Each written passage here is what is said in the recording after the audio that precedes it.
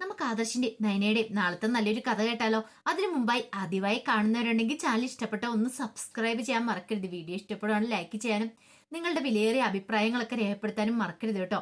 അങ്ങനെ നാളത്തെ കഥയില് ഭയങ്കര സന്തോഷത്തോടു കൂടിയിട്ട് അഭി മുറിയിലേക്ക് കയറി വരുവാണ്. ഈ സമയത്ത് നവ്യ ചോദിച്ചു, എന്താടാ നിന്റെ മുഖത്ത് ഭയങ്കര സന്തോഷമാണല്ലോ? സന്തോഷകരമായ കാര്യങ്ങളൊക്കെ നടക്കുമ്പോൾ നമ്മൾ സന്തോഷിക്കേണ്ട നവ്യേ. അല്ല ഇതിന് മാത്രം ഇതെന്താ? എന്താന്ന് അറിയാവോ, ഇപ്പൊ എനിക്കൊരു കോള് വന്നിട്ടുണ്ടായിരുന്നു. കോളോ? ഗൾഫിൽ നിന്നൊരു കോളാണ്. എന്റെ ഒരു ഫ്രണ്ടാ വിളിച്ചേ. അങ്ങനെ വിളിച്ചപ്പോഴാണ് ഞാനൊരു കാര്യം പറയണേ. ആദർശേട്ടൻ ഗൾഫിലെ ജയിലിലാന്ന്. ഗൾഫിലെ ജയിലിലാന്നോ? അതെ, ഗൾഫിലെ ജയിലിലാന്ന്. അല്ല അതെങ്ങനെ? അതിനെക്കുറിച്ച് കൂടുതലായിട്ടൊന്നും എനിക്കറിയില്ല. പക്ഷെ ഗൾഫിലെ ജയിലിലാന്ന് മനസ്സിലായി. ഇത് കേട്ടപ്പോ നവ്യ പറഞ്ഞു, ഇതൊരു സന്തോഷകരമായിട്ടുള്ള കാര്യം തന്നെയാണല്ലോടാ. അത് നവ്യെ, ഞാൻ ജയിലിൽ കിടന്നു കഴിഞ്ഞപ്പം ഈ കുടുംബത്തിലുള്ള എല്ലാരും സന്തോഷിച്ചതാ. ഞാന് ജയിലിലായ സമയത്ത് ആരും തിരിഞ്ഞു പോലും നോക്കിയില്ല. ഇപ്പൊ കണ്ടില്ലേ, അതിന് തിരിച്ചടി കൊടുത്തിരിക്കുകയാണ്. നബി പറഞ്ഞു, ഇതാ പറയുന്ന ദൈവം എന്ന് പറയുന്ന ഒരാൾ മുകളിലുണ്ടെന്ന്. അതുകൊണ്ടല്ലേ അയാൾ ഇത്ര വലിയ തെറ്റ് ചെയ്തിട്ട് അയാൾ ഇത്രയും കാലം എല്ലാവരുടെ മുന്നിൽ കണ്ണു പിടിച്ച് നടക്കുമായിരുന്നു. അയാൾക്കുള്ള ശിക്ഷ കിട്ടിയില്ലേ? മിക്കവാറും ആ അനഘയുടെ വീട്ടുകാരെങ്കിലും ഒക്കെ അവിടെ കാണുമായിരിക്കും. അവര് പണി കൊടുത്തായിരിക്കും ആദർശനെ ജയിലിലാക്കി ആക്കിയെന്ന് പറയാം. അത് കേട്ടപ്പോ അവ പറഞ്ഞു, അതിനെക്കുറിച്ചൊന്നും കൂടുതലായിട്ട് അറിയത്തില്ല. പക്ഷെ എങ്കില് ജയിലില്ലാന്നുള്ള കാര്യം മാത്രം അറിഞ്ഞു. അല്ല ഈ വീട്ടിൽ ആരെങ്കിലൊക്കെ അറിഞ്ഞോ? അറിഞ്ഞായിട്ട് അറിയത്തില്ല, അധികം വൈകാതെ തന്നെ അറിയുമായിരിക്കും. പിന്നെ തൽക്കാലത്തേക്ക് നീ ആരോടും പറയാനൊന്നും പോണ്ട. നമ്മളറിഞ്ഞ കാര്യം നമ്മുടെ മനസ്സിൽ തന്നെ ഇരുന്നാ മതി. അത് കേട്ടപ്പോ നബി പറഞ്ഞു, വെറുതെ അല്ല, നയനയുടെ മുഖത്തൊരു വിഷമം ഉണ്ടായിരുന്നു. ആദർശേട്ടൻ വിളിക്കുന്നില്ല എന്നൊക്കെ പറഞ്ഞ് ഇങ്ങനെ നടക്കുന്ന കണ്ടു. ഇടയ്ക്ക് അമ്മായി അവളും കൂടെ സംസാരിക്കുന്നത് ഞാൻ കേട്ടായിരുന്നു പറഞ്ഞു. ഈ സമയം അബി പറഞ്ഞു, നമ്മളോട് ചെയ്ത് ദുഷ്ടത്തരത്തിനൊക്കെ അവർക്ക് ശിക്ഷ കിട്ടിക്കൊണ്ടിരിക്കുമോ നബിയെ? നബി പറഞ്ഞു, ഇപ്പോഴേ എനിക്കൊരു സന്തോഷമായത്. ഇത് ശരിക്കും പറഞ്ഞൊന്ന് ആഘോഷിക്കേണ്ട തന്നെയാണ്. അല്ല ഇതറിഞ്ഞു കഴിഞ്ഞിട്ടുണ്ടെങ്കിൽ അവൾക്ക് എന്താണെങ്കിലും സങ്കടമാവെന്ന് പറയണം. എന്റെ അബി ജയിലിൽ പോയി കഴിഞ്ഞപ്പോഴത്തേനും ഞാൻ എത്രമാത്രം ഇവിടെ കിടന്ന് കരഞ്ഞു. ആ സമയം നയനിക്കും നന്ദുവിനും ഒക്കെ സന്തോഷമായിരുന്നു. ഇനി നമ്മുടെ കാലമാണ്. ഇപ്പൊ തന്നെ കണ്ടില്ലേ, നന്ദുവിന് കിട്ടാനുള്ളത് കിട്ടി, നന്ദുവിന് ശിക്ഷ കിട്ടി. ഇപ്പം നയനയ്ക്കും കിട്ടിയിട്ടുണ്ട്. നമ്മളെ വേദനിപ്പിച്ചവർക്കൊക്കെ നല്ല ശിക്ഷ തന്നെയാണ് അഭി കിട്ടുന്നത്. ഇനിയും കിട്ടുമെന്ന് പറയണം. പക്ഷെ നവ്യക്ക് അറിയത്തില്ലല്ലോ ഇതിനകത്ത് തെറ്റ് ചെയ്ത് ആരാ എന്താ ഏതാന്നൊക്കെ. പിന്നീടാണ് അജയൻ ആ കാര്യങ്ങളൊക്കെ അറിയണേ. ആദർശ് ദുബായിലെ ജയിലിലാന്ന്. ഇത് കേട്ട് കഴിഞ്ഞപ്പോഴത്തേനും പെട്ടെന്ന് തന്നെ അജയന് ജയന്റെ അടുത്തേക്ക് വന്നു. ജയന്റെ അടുത്ത് വന്നിട്ട് കാര്യങ്ങൾ പറയണം. അതേട്ടാ, ഒരു കാര്യമുണ്ട്.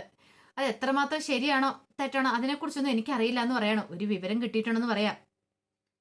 വിവരോ? എന്ത് വിവരം? അത് പിന്നെ ആദർശ് മീറ്റിങ്ങിന് പോകുന്ന സമയത്ത് ആദർശിനെ പോലീസ് അറസ്റ്റ് ചെയ്തെന്ന്. പോലീസ് അറസ്റ്റ് ചെയ്തെന്നോ? എന്തിനാ?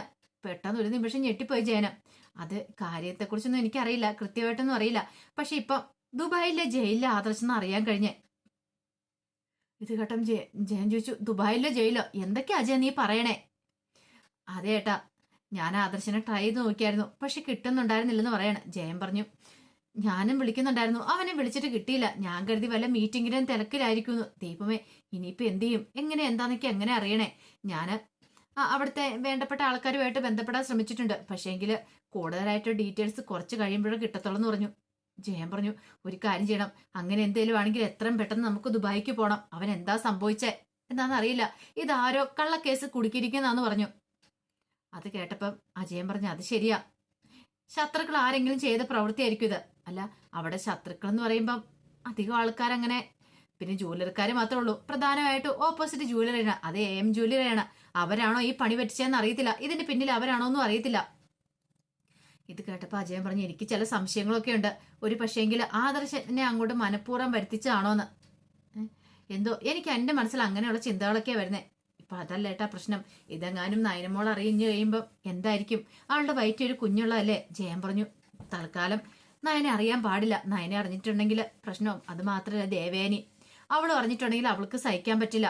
ആദർശ് വിളിക്കുന്നില്ലെന്ന് പറഞ്ഞുകൊണ്ട് അവൾ പരാതികളും പരിഭവങ്ങളും പറഞ്ഞതോളെന്ന് പറയണം. കുറച്ചേരം കഴിഞ്ഞപ്പോൾ ദേവേനി മുറിയിലേക്ക് വന്നു. അജയൻ ആകെപ്പാടെ വിഷമിച്ചിരിക്കുകയാണ്.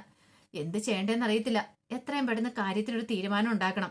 അജയൻ 1-2 പേരെയൊക്കെ വിളിച്ചിട്ടുണ്ടായിരുന്നു. പക്ഷെ അവർക്കും കൃത്യമായിട്ട് അതിനെക്കുറിച്ചൊന്നും അറിയത്തില്ല. ദുബായിലൊക്കെ എന്ന് പറഞ്ഞാൽ ഭയങ്കര സ്ട്രിക്റ്റ് ആണല്ലോ കാര്യങ്ങളൊക്കെ.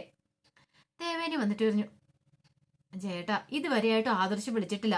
എന്ത് തിരക്കുണ്ടെങ്കിലും അവൻ വിളിക്കുന്ന. എന്നെ വിളിച്ചില്ലെങ്കിലും പ്രശ്നമില്ല, പക്ഷെ നഹിനമോൾ എന്നും വിളിക്കണ്ടേ? അവൾ ഗർഭിണിയാന്നുള്ള കാര്യം അവനറിയാലോ. എന്നിട്ട് എന്താ അവൻ വിളിക്കാതിരിക്കുന്നേ? ഇത് കേട്ടപ്പോൾ ജയൻ പറഞ്ഞു, അവൻ വിളിക്കും. വിളിക്കും വിളിക്കുന്നു പറയുന്നല്ലാതെ വിളിക്കുന്നില്ലല്ലോ. ചേട്ടൻ ഒരു കാര്യം ചെയ്യുക, അവിടെ ആരെങ്കിലും ഒന്ന് വിളിച്ച് അന്വേഷിച്ച് നോക്ക്. എന്താ അവൻ വിളിച്ചിട്ട് കോൾ എടുക്കാത്തെ? വിളിച്ചിട്ട് കിട്ടുന്നില്ലല്ലോ. എനിക്ക് ആ പടൊരു പേടി തോന്നുന്നുണ്ട് ചേട്ടാ. എന്തോ സംഭവിക്കാൻ പോകുന്ന വരെ തോന്നല. ജയൻ പറഞ്ഞു, അങ്ങനെയൊന്നുമില്ല ദേവേനി, അതൊക്കെ നിന്റെ മനസ്സിന്റെ വെറും തോന്നല. അവന്റെ സ്വഭാവം അറിയാലോ. ജോലി എന്ന് പറഞ്ഞിട്ടുണ്ടെങ്കിൽ പിന്നെ അവന് മരിച്ചു വീഴും. കമ്പനി കാര്യങ്ങൾ നോക്കി കഴിഞ്ഞാൽ ബാക്കി എന്തോ ഉള്ളൂ. ഒരു പക്ഷേ എന്തെങ്കിലും തിരക്കിനകത്ത് പെട്ടുപോയി കാണുമായിരിക്കും, അതായിരിക്കും അവൻ വിളിക്കാത്തെ. ദേവേനി പറഞ്ഞു, അതൊന്നുമല്ല, വേറെന്തോ കാര്യമായിട്ട് സംഭവിച്ചിട്ടുണ്ട് എൻ്റെ മോനെ, അതുകൊണ്ട് അവൻ വിളിക്കാത്തെന്നൊക്കെ പറഞ്ഞു. ജയന് സത്യങ്ങളൊന്നും തുറന്നു പറയാനും പറ്റില്ല, എന്താ ചെയ്യേണ്ടതെന്ന് അറിയത്തില്ല. ഒടുവിൽ അനി ഈ കാര്യങ്ങളൊക്കെ അറിഞ്ഞു കഴിഞ്ഞപ്പോഴത്തേനും അനിക്കും ഭയങ്കര ടെൻഷനായി. ആദർശന് എന്തെങ്കിലും സംഭവിച്ചോ? ഒടുവിൽ അനി പറഞ്ഞു, ഒരു കാര്യം ചെയ്യാം, ഞാനും കൂടെ ദുബായിക്ക് വരാമെന്ന് പറയണം. അപ്പോഴേക്കും ജയൻ പറഞ്ഞു, അങ്ങനെ എല്ലാവരും കൂടെ ഇവിടുന്ന് പോന്നിട്ടുണ്ടെങ്കിൽ ഇവിടുത്തെ കാര്യങ്ങളൊക്കെ നോക്കാനായിട്ട് ആരെങ്കിലും വേണ്ട, തൽക്കാലത്തേക്ക് നീ ഇവിടെ നിൽക്കും, ഞാനും അജയനും കൂടെ പോയിട്ട് വരാം. അപ്പോഴേക്കും അനിയ ചെല്ലം മുത്തച്ഛനോട് പറഞ്ഞു, അച്ഛനോട് തൽക്കാലം പറഞ്ഞിട്ടില്ല, അച്ഛൻ അറിഞ്ഞു കഴിഞ്ഞിട്ടുണ്ടെങ്കിൽ എന്താ ഏതെന്ന് അറിയത്തില്ല, പറയാതിരിക്കാനും പറ്റില്ല. ഒടുവിലോ മുത്തച്ഛനോട് പോയി കാര്യങ്ങൾ പറയണം. ഇത് കേട്ട് കഴിഞ്ഞപ്പോൾ മുത്തച്ഛൻ ഒട്ടും അത് വിശ്വസിക്കാൻ പറ്റിയില്ല. ഇന്ന് വരെ ഇങ്ങനെ ഒരു സംഭവം ഉണ്ടായിട്ടില്ല, ആദ്യമായിട്ടാണ്. മുത്തശ്ശനാണെങ്കിലും വർഷങ്ങളോളം ദുബായി പോയി ജോലി ചെയ്തുകൊണ്ടിരുന്നതാണ്, ഇടയ്ക്ക് പോകുമ്പോഴും അങ്ങനെയൊക്കെ തന്നെയായിരുന്നു. പിന്നെ ആദർശാണെങ്കിലും ജയനാണെങ്കിലും അജയനാണെങ്കിലും നേരത്തെ പോവായിരുന്നു. നയനയുമായിട്ടുള്ള വിവാഹത്തിന് ശേഷമാണ് ആദർശ് അങ്ങനെ അധികം പോവാത്തുള്ളത്. പക്ഷെ പെട്ടെന്ന് ഇങ്ങനെ എന്ത് സംഭവിച്ചെന്ന് പോലും അവർക്ക് മനസ്സിലായില്ല. മുത്തശ്ശൻ പറഞ്ഞു, ഒരു കാര്യം ചെയ്യാം, ഞാനും കൂടെ പോവാന്ന് പറയണം. പക്ഷെ എങ്കിലും ജയനും അജയനും സമ്മതിച്ചില്ല. അച്ഛനെയും വയ്യാത്ത അവസ്ഥയിലും അങ്ങോട്ട് എന്നിട്ട് എന്താവാനായിട്ടാ? മുത്തശ്ശൻ പറഞ്ഞത് ആരുടെയെങ്കിലും ട്രാപ്പാണോന്ന് അറിയത്തില്ല. എന്റെ കൊച്ചുമോൻ എന്തേലും സംഭവിച്ചിട്ടുണ്ടെങ്കിൽ ഇത് ചെയ്ത ഏതോമാരാണെങ്കിലും ഞാൻ വെറുതെ വിടാൻ പോകുന്നില്ല, എനിക്കറിയാം എന്ത് ചെയ്യണമെന്ന് എന്നൊക്കെ മുത്തശ്ശൻ പറയാ. പിന്നീട് അനി നന്ദുവിനെ വിളിക്കുകയാണ്. അനി നന്ദുവിനെ വിളിച്ചിട്ട് ഈ കാര്യങ്ങൾ പറയണം. ഇത് കേട്ടതും നന്ദു ചോദിച്ചു, സത്യമാണോടാ നീ പറയണേ? ഇങ്ങനെയാ വാർത്ത കേട്ടെ, കൃത്യമായിട്ട് അറിയത്തില്ല നന്ദു, പക്ഷെ നായനടുത്തോട് പറയാനും പറ്റത്തില്ല. നന്ദു പറഞ്ഞു, അല്ലെങ്കിൽ തന്നെ ആദർശേട്ടൻ വിളിക്കുന്നില്ല എന്ന് പറഞ്ഞ് ഭയങ്കര ടെൻഷനായിരുന്നു. ദൈവമേ, ഇതെങ്ങാനും കേട്ട് കഴിഞ്ഞിട്ട് നയനടുത്തി എങ്ങനെ സഹിക്കും? നയനടുത്തേക്ക് സഹിക്കാൻ പറ്റുന്ന കാര്യമല്ലെന്ന് പറഞ്ഞു. അനി പറഞ്ഞു, തൽക്കാലത്തേക്ക് ആരും നയനടുത്തോട് പറയണ്ടെന്നാണ് കരുതിയിരിക്കുന്നത്. നയനടുത്തിയോടാണെങ്കിലും വല്യമ്മയോടാണെങ്കിലും ഈ കാര്യങ്ങളൊന്നും പറയാൻ പറ്റില്ല, അവർക്കിത് സഹിക്കാനൊന്നും പറ്റില്ല. ഇത് അറിഞ്ഞു കഴിഞ്ഞിട്ടുണ്ടെങ്കിൽ അവർക്ക് ഭയങ്കര വിഷമാവെന്ന് പറഞ്ഞു. നന്ദു പറഞ്ഞു, ഇതെന്താടാ ഇങ്ങനെ? എന്റെ കാലും മേല, എനിക്കാണെങ്കിൽ എഴുന്നേറ്റ് നടക്കാനും കൂടെ മേലല്ലോ. ഇതിന്റെ പിന്നിൽ എന്തോ ഒരു ചതിയുണ്ടെന്ന് തോന്നേ. അത് കേട്ടപ്പോൾ അനി പറഞ്ഞു, അതെനിക്കും തോന്നുന്നുണ്ട്. ഇനി അബി ആണോന്നും പറയാൻ പറ്റില്ല. അല്ല, അബി എങ്ങനെയാ? അബി ഇവിടെ അല്ലേടാ, അവൻ ദുബായിലല്ലോ. അതൊക്കെ ശരിയാ, അവന്റെ സ്വഭാവം ആയതുകൊണ്ട് പറയാൻ പറ്റില്ല. അവന് ചിലപ്പോൾ ഇതിനകത്ത് പങ്കുണ്ടോന്ന് പോലും അറിയത്തില്ല. നന്ദു പറഞ്ഞു, അങ്ങനെ എന്തേലും ഉണ്ടെങ്കിൽ ആദർശനെ ജയിലിലാക്കാനായിട്ട് അവൻ ഒരുങ്ങിയിട്ട് അവന് കൂട്ടു നിന്നിട്ടുണ്ടെങ്കിൽ അവനെ വെറുതെ വിടാൻ പോകുന്നില്ല. അനി നീ ധൈര്യമായിട്ടിരിക്കുക. അങ്ങനെ എന്തേലും ഒരു കാരണം അവൻ ഉണ്ടാക്കിയിട്ടുണ്ടെങ്കിൽ അവനെ ഉറപ്പായിട്ട് ഞാൻ ജയിലിലാക്കുമെന്ന് പറയണം. അനി പറഞ്ഞു, എനിക്ക് നല്ല സംശയമുണ്ട് അവനെ ജയിലിലാക്കിയതിന്റെ പ്രതികാരം ചെയ്തതാണോന്ന്. പക്ഷെ നമുക്ക് ദുബായിലായതുകൊണ്ട് ഒന്നും ഉറപ്പിച്ച് പറയാനും പറ്റില്ല. അവിടെ ആദർശാണ് ശത്രുക്കൾ ആരാ ഉള്ളതെന്ന് എനിക്ക് മനസ്സിലാകത്തെ. നന്ദു പറഞ്ഞു, ശത്രുക്കളില്ലേലും ഓപ്പോസിറ്റ് ജൂവലർക്കാരെങ്ങാനും ആണോ പണി കൊടുത്തേ? അതും അറിയത്തില്ല. എന്താണെങ്കിലും അച്ഛനും അതുപോലെ വല്യച്ഛനും ഒക്കെ പോകാൻ തീരുമാനിച്ചിരിക്കുക ദുബായിക്ക്. കാര്യങ്ങളൊക്കെ വ്യക്തമായിട്ട് അറിയണമല്ലോ, എന്തായത് എങ്ങനെയാന്നൊക്കെ. എന്തെങ്കിലും വിവരം കിട്ടുവാണെങ്കിൽ ഞാൻ വിളിക്കാം എന്നും പറഞ്ഞിട്ടാണ് അനി കോള് കട്ട് ചെയ്യുന്നത്. എനിക്കാണെങ്കിൽ വല്ലാത്ത ടെൻഷനായിരുന്നു. ഇത് വേറെ ആരോടും പറയാൻ പറ്റില്ല, നയനയോടോ അല്ലെങ്കിൽ ദേവേനോടോ ഒന്നും പറയാൻ പറ്റില്ല. അവരൊക്കെ അറിഞ്ഞിട്ടുണ്ടെങ്കിൽ വലിയ പ്രശ്നവും. ദൈവമേ, ആദർശന്റെ ഒരു ആപത്ത് സംഭവിക്കില്ലെന്ന് മാത്രമായിരുന്നു ചിന്തകള്. എത്രയും പെട്ടെന്ന് ആദർശേട്ടൻ മടങ്ങി വന്നെന്ന് കരുതി ഇരിക്കുമായിരുന്നു. കാരണം കമ്പനിക്കാര്യങ്ങളല്ലേ ഇപ്പം അതിന് തന്നെയല്ലേ നോക്കുന്നത്. ഈ സമയത്ത് ആദർശ് ജയിലിലും കൂടെ ആയിട്ടുണ്ടെങ്കിൽ എങ്ങനെയാവും ഇനി മുന്നോട്ടുള്ള കാര്യങ്ങൾ? ആ ഒരു ടെൻഷൻ കാര്യങ്ങളൊക്കെ എനിക്കുണ്ടായിരുന്നു. തന്നെ ഒരു ഭാരിച്ച ഉത്തരവാദിത്വം ഏൽപ്പിച്ചിട്ടാ പോയിരിക്കുന്നത്. അത് തനിക്ക് എത്രത്തോളം നന്നായിട്ട് നിർവഹിക്കാൻ പറ്റും? ഒരുപക്ഷെ ആദർശേണ്ട അഭാവത്തില് ഇനിയിപ്പോൾ എന്തൊക്കെയാ സംഭവിക്കാൻ പോകുന്നു പറയാനും പറ്റില്ല. ആ ഒരു ടെൻഷൻ ഉണ്ടായിരുന്നു. അപ്പൊ അതിന്റെ വിശേഷങ്ങളൊക്കെ നമ്മൾ കാണാൻ പോകുന്നത്. ആ വിശേഷങ്ങൾക്കായി നമുക്ക് എല്ലാവർക്കും കാത്തിരിക്കാട്ടോ. ഒരിക്കൽ കൂടി എല്ലാവർക്കും ശുഭരാത്രി നേർന്നുകൊണ്ട് നിർത്തുന്നു. നന്ദി.